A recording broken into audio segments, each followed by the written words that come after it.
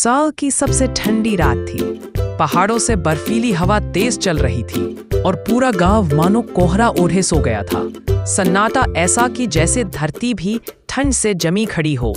उसी गांव में रहता था 12 साल का मोहित, एक मेहनती और समझदार लड़का। मोहित की माँ बीमार रहती थी और पिता मजदूरी करने दूसरे गांव गए थे।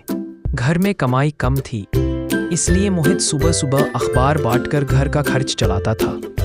लेकिन आज की ठंड पहले से कहीं ज्यादा भयानक थी। खिड़कियों के किनारों पर बर्फ जम चुकी थी। मोहित की उंगलियां सुन्न थीं, मगर फिर भी वह कंबल ओढ़कर काम पर निकल पड़ा।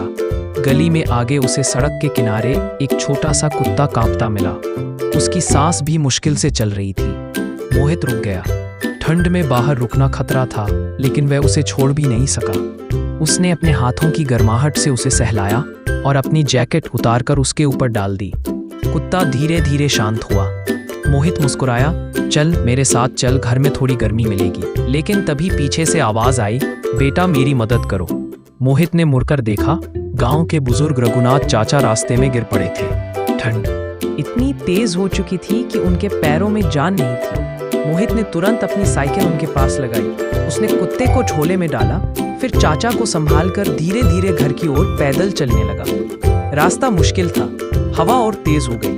कोहरा इतना घना कि कुछ दिखाई भी नहीं देता था। मोहित के हाथ पैर भी जकड़ने लगे, लेकिन उसने कदम नहीं रोके। हर कुछ कदम पर वह चाचा को संभालता, फिर कुत्ते को चेक करता।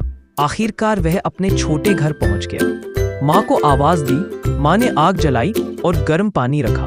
धीरे धीरे चाचा के चेहरे पर रंग लौट आया। कुछ देर बाद रघुनाथ चाचा ने कांपती आवाज में कहा, बेटा इतनी ठंड में तूने मेरी जान बचाई है। ईश्वर तुझे हमेशा गर्म दिल दे। मोहित मुस्कुराया। माँ ने भावुक होकर कहा, देखो मोहित, ठंड बाहर जितनी भी हो, अगर दिल गर्म हो तो कोई भी कहर बड़ा नहीं रहता। उस रात गांव भर में